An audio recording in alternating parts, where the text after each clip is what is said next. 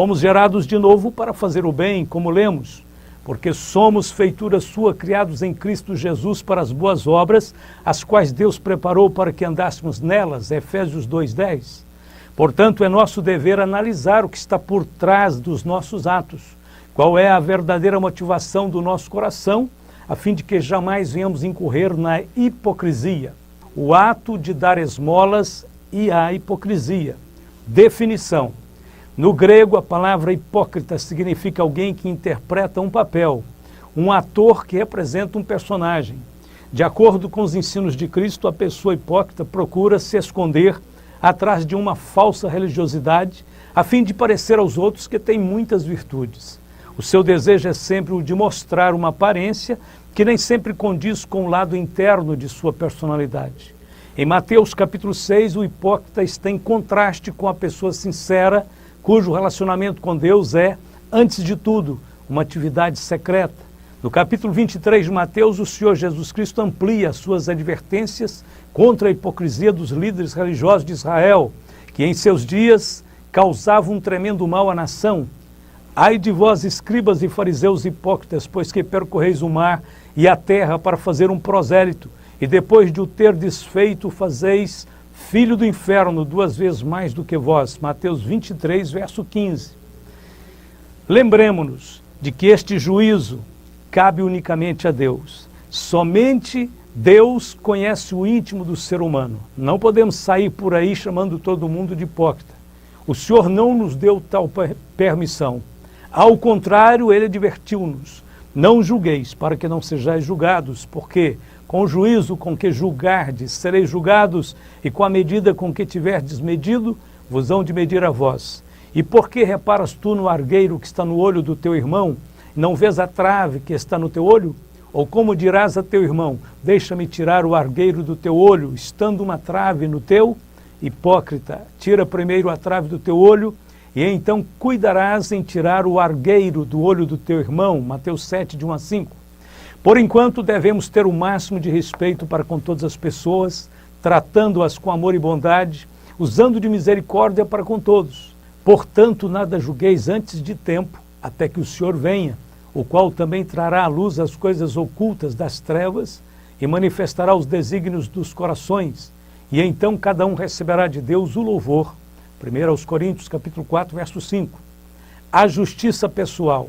Como já dissemos, o Senhor Jesus não tem nada contra a prática de boas obras. Pelo contrário, Ele espera que seus discípulos pratiquem as melhores obras em favor dos pobres, dos necessitados, diminuindo dessa forma o sofrimento dos mais carentes. Sua observação, porém, é a seguinte: guardai-vos de fazer a vossa esmola diante dos homens, para serdes vistos por eles. Aliás, não tereis galardão junto de vosso Pai que está nos céus. Mateus 6:1. A tradução atualizada de Almeida traduz as seguintes palavras: guardai-vos de exercer a vossa justiça diante dos homens, com o fim de serdes vistos por eles. Sabemos que a nossa justiça pessoal é insuficiente e imperfeita, e seria muita presunção de nossa parte querer receber louvores que só são devidos a Deus. Jesus já tinha dito: assim brilhe também a vossa luz diante dos homens, para que vejam as vossas boas obras e glorifiquem o vosso Pai que está nos céus. Mateus 5,16. Neste sentido, o Senhor Jesus aborda 3 atividades da vida cristã que merecem todo o nosso cuidado, a fim de que sejam praticadas de forma correta e piedosa, sempre visando a glória de Deus. As 3 práticas da ética cristã são elas: nossas contribuições, nossas orações e o nosso jejum. Primeiro, nossas contribuições. Mateus 6, de 1 ao 4. Os fariseus usavam as esmolas como forma de obter favor de Deus e atenção dos homens. 2 motivações erradas. Não há oferta, por mais generosa que seja, capaz de comprar o favor de Deus. Porque pela graça sois salvos, mediante a fé. Isto não vem de vós, é dom de Deus, não de obras, para que ninguém se glorie. Aos Efésios 2, 8 e 9. Além disso, é tolice viver em função do reconhecimento humano, pois a glória do homem não dura muito tempo. O que importa é a glória e o louvor que vem de Deus. Nossa natureza pecaminosa é tão sutil que pode corromper até mesmo algo bom, como ajudar os pobres. Se nossa motivação é receber o reconhecimento humano, então seremos como os fariseus, chamando a atenção para o que estamos fazendo. Se o nosso motivo é servir a Deus e lhe agradar, em amor, realizaremos nossas contribuições sem chamar a atenção. Todavia, isso também não significa que se alguém tomar conhecimento daquilo que estamos fazendo e fizer alguma divulgação, nós não estaremos perdendo o nosso bom trabalho de amor.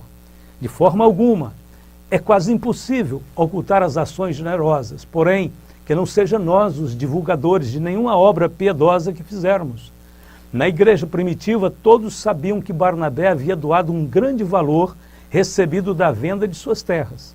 Ele, porém, agia de forma humilde e discreta, sem qualquer ostentação. Quando os membros da igreja colocavam seu dinheiro aos pés dos apóstolos, não o faziam em segredo. É evidente que a diferença estava na motivação interior, não no modo como a oferta era realizada. Vemos um contraste no caso de Ananias e Safira, que tentaram usar a sua oferta para ostentar, para demonstrar aos outros uma espiritualidade que eles, na verdade, não possuíam. Segundo, nossas orações, versos de 5 ao 15. Nesta sessão, Jesus apresenta 4 instruções para orientar as nossas orações. Primeiro, devemos orar em particular, antes de orar em público. E quando orardes, não sereis como os hipócritas, porque gostam de orar em pé nas sinagogas e nos cantos das praças para serem vistos pelos homens. Em verdade vos digo que eles já receberam a recompensa. Tu, porém, quando orares, entra no teu quarto e, fechada a porta, orarás a teu pai, que está em secreto, e teu pai que vem em secreto te recompensará. Mateus 5, 6, versos 5 e 6.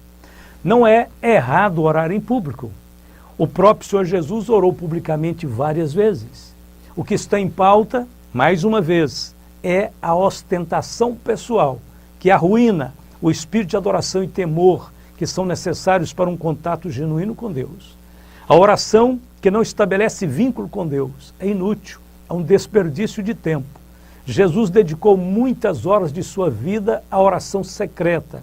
E por esta razão, quando estava em público, bastava tocar ou falar às pessoas para que elas fossem libertas ou curadas. Não havia nenhuma necessidade de qualquer ritual religioso. O poder de Deus fluía sobrenaturalmente de sua vida. Quando terminavam aqueles momentos públicos dos seus grandes milagres, Jesus rapidamente se recolhia outra vez ao seu lugar de oração. Segundo, devemos orar com sinceridade.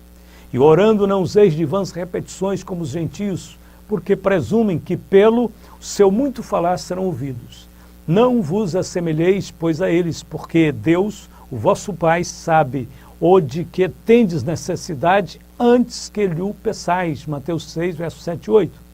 O fato de repetir um pedido de oração não torna uma vã repetição, pois tanto Jesus quanto Paulo repetiram suas orações. Está escrito: e indo segunda vez orou dizendo: meu Pai, se este cálice não pode passar de mim sem eu o beber, faça-se a tua vontade. E voltando achou-os outra vez adormecidos, porque os seus olhos estavam carregados. E deixando-os de novo, foi orar pela terceira vez, dizendo as mesmas palavras. Mateus 26, versos 42 a 44. Sobre as orações de Paulo lemos: e para que me não exaltasse pelas excelências das revelações, foi-me dado um espinho na carne, a saber, um mensageiro de Satanás, para me esbofetear, a fim de não me exaltar, acerca do qual 3 vezes orei ao Senhor para que se desviasse de mim. Segundo aos Coríntios 12, versos 7 e 8. Uma oração torna-se vã repetição quando as palavras não refletem um desejo sincero de buscar a vontade de Deus. A prática de recitar orações memorizadas também pode se transformar em vã repetição. Terceiro, devemos orar segundo a vontade de Deus. Portanto, vós orareis assim: Pai nosso, estais no céu, santificado seja o teu nome, venha o teu reino, seja feita a tua vontade, tanto na terra como no céu. Mateus 6, versos 9 e 10. O ensino contido na oração modelo destaca 3 prioridades: o teu nome, o teu reino e a tua vontade. Nada é mais importante do que isto na oração. A seguir vem pão, perdão e proteção. Quarto, devemos orar com espírito de perdão. O perdão é tão importante que Jesus expandiu o assunto quando disse: porque se perdoardes aos homens as suas ofensas, também vosso Pai Celestial vos perdoará a vós. Se, porém, não perdoardes aos homens as suas ofensas, também vosso Pai vos não perdoará as vossas ofensas. Mateus 6, 14 e 15. Se já temos experimentado o perdão gracioso de Jesus, não temos como negar o perdão às outras pessoas que nos ofendem. O mais importante numa oração não é simplesmente obter uma resposta, mas ser o tipo de pessoa a quem Deus pode confiar uma resposta. Nosso jejum. E quando jejuardes, não vos mostreis contristados como os hipócritas, porque desfiguram o rosto, para que aos homens pareça que jejuam. Em verdade vos digo que já receberam o seu galardão. Porém tu, quando jejuares, unge a tua cabeça, lava o rosto, para não pareceres aos homens que jejuas, mas sim a teu Pai que está em oculto. E teu Pai que vê o que está oculto te recompensará. Mateus 6, 16 e 18. O único jejum que Deus exigia na lei do povo de Israel era aquele da celebração do dia da expiação, a celebração anual, Levítico 23, 27. Porém, nos dias de Jesus, os fariseus jejuavam 2 vezes por semana, geralmente às segundas e às quintas-feiras, Lucas 18, 12. E eles faziam de um modo visível para todos verem. Sem dúvida, seu objetivo era receber o louvor dos homens e com isso perdiam as bênçãos de Deus. A prática do jejum com o propósito de separar-se para buscar a Deus é perfeitamente legítima. Jesus jejuava e também os membros da igreja primitiva praticavam o jejum. A Bíblia diz, e servindo eles ao Senhor e jejuando, disse o Espírito Santo, apartai-me a Barnabé e a Saulo para a obra a que os tenho chamado. Então, jejuando e orando e pondo sobre eles as mãos, os despediram. Atos 13, versos 2 e 3. Assim como as ofertas e a oração, o verdadeiro jejum deve ser feito em particular, apenas entre o cristão e Deus. Aquele que desfigura o rosto para apresentar uma expressão abatida, a fim de suscitar piedade e receber elogios, contraria o propósito do jejum. Jesus apresenta um princípio fundamental da vida espiritual. Ou seja, se alguém precisa parecer miserável para ser considerado espiritual, há algo de errado com seu conceito de espiritualidade. Não podemos trocar o caráter pela reputação e a nossa comunhão com Deus pela popularidade. A hipocrisia não nos priva apenas de nosso caráter, mas também de nossas recompensas espirituais. Em vez da aprovação de Deus, recebemos o louvor dos homens. Oramos, mas não obtemos resposta. Jejuamos, mas o homem interior não é aperfeiçoado. A vida espiritual torna-se vazia e inerte. Perdemos as bênçãos aqui e agora, bem como as recompensas futuras quando Cristo voltar. Outra coisa que perdemos com a hipocrisia é nossa influência espiritual positiva. Os fariseus se tornaram símbolos da falsa espiritualidade, uma influência negativa que corrompe e destrói a tudo o que é verdadeiro. Auxiliando o próximo sem alarde. Qual é a motivação do teu coração? Quando fizerem a colheita da sua terra, não colham até as extremidades da sua lavoura, nem ajuntem as espigas caídas de sua colheita, não passem 2 vezes pela sua vinha, nem apanhem as uvas que tiverem caído, deixem-nas para o necessitado e para o estrangeiro. Eu sou o Senhor, o Deus de vocês. Levíticos capítulo 19, verso 9 e 10. Está claro pela lei que Deus se preocupa com o pobre e com o necessitado. Desde o Antigo Testamento, vemos que Deus tem um cuidado todo especial para que nenhuma família passe necessidades.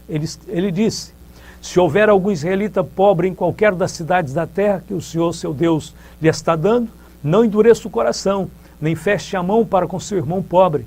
Ao contrário, tenham a mão aberta e emprestem-lhe liberalmente o que ele precisar. Deuteronômio 15, versos 7 e 8. Da mesma forma, os ensinos do Senhor Jesus, no Novo Testamento, também foram na direção da assistência e do amor ao próximo. O discípulo do Senhor deve seguir na mesma direção, procurando fazer o bem a todos, movido pela mais íntima convicção de amor ao próximo e de obediência à vontade de Deus. O que buscamos quando auxiliamos o próximo? Portanto, tudo o que vós quereis que os homens vos façam, fazei-lo também vós, porque esta é a lei e os profetas, Mateus 7,12. Esta é a regra de ouro que regula todos os bons relacionamentos humanos. Nosso julgamento em relação aos outros deve ser governado por esse princípio, pois do contrário, tornamo-nos orgulhosos e críticos, e nosso caráter espiritual se degenera. A prática da regra de ouro libera o amor de Deus em nossa vida e nos capacita a ajudar os outros, mesmo os que querem nos prejudicar. Tiago escreveu: a religião pura e imaculada para com Deus, o Pai, é esta: visitar os órfãos e as viúvas nas suas tribulações e guardar-se da corrupção do mundo. Tiago 1,27. A maneira de ofertar segundo Jesus. Quando, pois, deres de esmola, não faças tocar trombeta diante de ti, como fazem os hipócritas nas sinagogas e nas ruas, para serem glorificados pelos homens. Em verdade vos digo que já receberam o seu galardão. Mateus 6, verso 2. Além de não chamar atenção para o ato de dar, temos também que evitar qualquer propaganda de nossas obras. O propósito cristão de dar é um ato muito sublime e deve ser despojado de todo o egoísmo e de toda a vaidade humana. Conta-se a seguinte história sobre o ato de dar. Pouco depois do término da Segunda Grande Guerra, a Europa começou a juntar de novo seus pedaços. Grande parte do velho continente havia sido devastado e se achava em ruínas. Mas talvez o quadro mais triste fosse o das criancinhas órfãs, famintas pelas ruas das cidades destruídas. Certo dia, bem cedinho, numa manhã fria, um soldado americano estava voltando para o seu alojamento em Londres. Ao virar uma esquina com seu jipe, viu um garoto com o nariz colado à vitrine de uma confeitaria. Lá dentro, o padeiro estava batendo a massa para uma nova fornada de sonhos. O garoto faminto observava-o em silêncio, seguindo cada movimento. O soldado parou o jipe junto ao meio-fio, saltou dele e aproximou-se calmamente do ponto onde o menino se achava. Através do vidro embaçado da vitrine, avistavam-se as quitandas de dar água na boca, que estavam sendo retiradas do forno, saborosamente quentes. O menino chegou a soltar um leve gemido na hora em que viu o homem colocar as guloseimas no balcão envidraçado. O coração daquele soldado se condoeu vendo o pequeno órfão, desconhecido, parado ali ao seu lado. E ele disse: rapaz, você quer um pãozinho daquele? Perguntou ele. Assustado, o garotinho respondeu: ah, sim, eu quero muito. O soldado entrou na padaria, comprou 10 pãezinhos, colocou-os num saco de papel e voltou onde o menino estava. Sorriu para ele e entregou-lhe o embrulho naquela manhã fria de Londres. Quando se virava para ir embora, sentiu um puxão na aba de seu sobretudo, olhou para trás e ouviu o garoto perguntar em voz suave: moço, o senhor é Deus? Dizem que esta é a hora que somos mais parecidos com Deus, a hora que damos algo para alguém, porque Deus amou o mundo de tal maneira que deu. Deus contempla o bem que realizamos, o Deus que tudo vê. Deus pode ver tudo o que acontece em todos os lugares, tanto o bem como o mal. A Bíblia diz: os olhos do Senhor estão em todo lugar, contemplando os maus e os bons. Provérbios 15, verso 3. O atributo da onisciência tem a eficácia, não apenas de ver, mas também de pesar os propósitos e as intenções do coração. Nada pode escapar da onisciência divina, porque os teus olhos estão abertos sobre todos os caminhos dos filhos dos homens, para dar a cada um segundo os seus caminhos e segundo o fruto das suas obras. Jeremias 32, 19. Para nós que buscamos o Senhor, é doce sabermos que a sua onisciência é a garantia de que nenhuma fraqueza oculta do nosso caráter poderá vir à luz e fazer com que Deus se desvie de nós. Ele já nos conhecia perfeitamente antes que nós o conhecêssemos. Ele nos chamou para si, sabendo perfeitamente tudo a nosso respeito, tudo o que era contra nós. Este é o caráter de nosso Deus. Misericordioso e piedoso é o Senhor, longânimo e grande benignidade. Não repreenderá perpetuamente, nem para sempre conservará a sua ira. Não nos tratou segundo os nossos pecados, nem nos retribuiu segundo as nossas iniquidades. Pois quanto o céu está elevado acima da terra, assim é grande a sua misericórdia para com os que o temem. Quanto está longe o oriente do ocidente, assim afasta de nós as nossas transgressões. Como um pai se compadece de seus filhos, assim o Senhor se compadece daqueles que o temem. Salmo 103, versos de 8 a 13. O Deus que recompensa. Deus é testemunha de nossos feitos, de maneira que tudo o que fizermos por amor a Cristo ficará registrado para a eternidade. A Bíblia diz que Deus não é injusto para se esquecer da nossa obra e do trabalho de amor que, para com o seu nome, mostrastes enquanto servistes aos santos e ainda servis, aos Hebreus 6,10. Todo ato de bondade, movido por amor, será recompensado. E qualquer que tiver dado só que seja um copo de água fria a um destes pequenos em nome de discípulo, em verdade vos digo que de modo algum perderá o seu galardão. Mateus 10,42. Devemos observar que somente as obras que procedem da nossa experiência com Cristo é que contarão na eternidade para efeito de galardão. As boas obras dos ímpios de nada valerão. O ímpio recebe um salário enganoso, mas para o que semeia justiça haverá galardão certo. Provérbios 11,18. Da mesma forma acontecerá com os desviados. Suas boas obras não serão contadas na eternidade, como lemos. Semelhantemente, quando o justo se desviar da sua justiça e praticar a iniquidade, e eu puser diante dele um tropeço, ele morrerá, porque não o avisaste, no seu pecado morrerá, e não serão lembradas as suas ações de justiça que tiver praticado, mas o seu sangue da tua mão requererei. Ezequiel 3,20. Portanto, precisamos perseverar em servir ao Senhor até o fim, para obtermos o galardão. Eis que cedo venho, meu galardão está comigo para dar a cada um segundo a sua obra. Apocalipse 22, verso 12. Devemos ser verdadeiros em todas as nossas motivações. Somente o egoísmo e a vaidade poderão nos roubar esse grande privilégio. Porém, se Cristo for o fundamento e a motivação de nossas obras, então cumpriremos o elevado ideal do reino, que é o de servir ao próximo com humildade e o de amar a Deus sobre todas as coisas. Para evitarmos o fracasso da hipocrisia e o ridículo da ostentação pessoal, devemos praticar a rendição completa ao Senhor. Quando tudo o que temos e somos estiver sobre o altar, nesse momento seremos verdadeiros e as nossas obras serão agradáveis ao Senhor, porque elas apontarão exclusivamente para a glória do Senhor. Finalizando, tenhamos em mente que o poder de falar ou de fazer qualquer coisa vem do Senhor. Assim, devemos depender dele continuamente. Se alguém falar, fale segundo as palavras de Deus.